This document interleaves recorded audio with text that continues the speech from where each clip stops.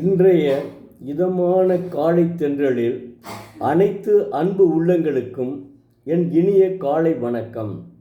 இன்று ஒரு குறள். அதிகாரம் 20, பயனில சொல்லாமை. குறள் எண் 199. பொருள் தீர்ந்த பொச்சாந்தும் சொல்லார் மருள் தீர்ந்த மாசரு காட்சியவர்.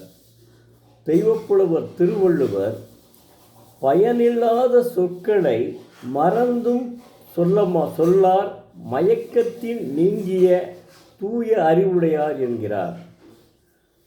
பயனில்லாத சொற்களை பேசுபவர்கள் அறியாமையில்தான் அவ்வாறு பேசுகிறார்கள்.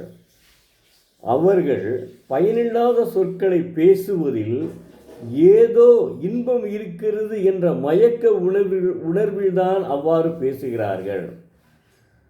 அறியாமையும் மயக்கமும் நீங்கியபின் அவர்கள் பயனில்லாத சொற்களை பேசவே மாட்டார்கள். இது கடைசி குறளுக்கு முதல் குறளுங்க. இந்த அத்தியாயத்தில் பயனில்லாத சொற்களை சில பேர் தேவையில்லாமல் அதில் என்னமோ இன்பம் கிடைக்கிறது மாதிரி பேசுகிறான்னு சொல்கிறாரு. எவ்வளோ அற்புதமாக சொல்லியிருக்காரு. பயனில்லாத அந்த ஒரு மயக்கத்தினின்று நீங்கிய பின் பயனில்லாத சொற்களை பேசவே மாட்டார்கள் என்று சொல்கிறார். எவ்வளோ அற்புதமாக இருக்குது பார்த்தீங்களா?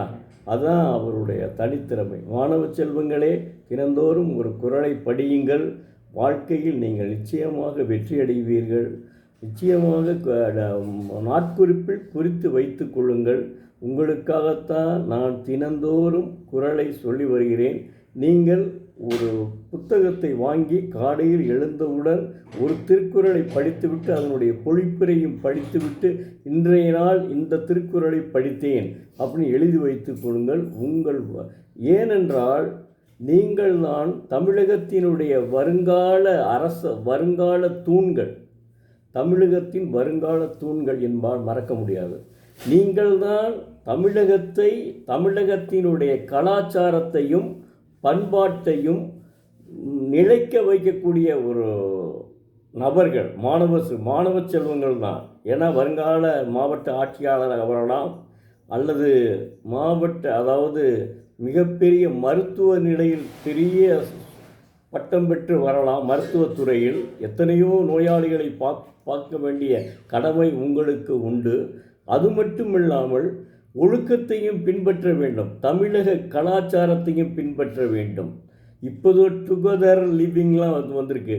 இதெல்லாம் நீங்கள் என்ன செய்யணும்னா, இதெல்லாம் நியூசிலாந்தில் ஆரம்பித்தது டுகெதர் லிவிங்.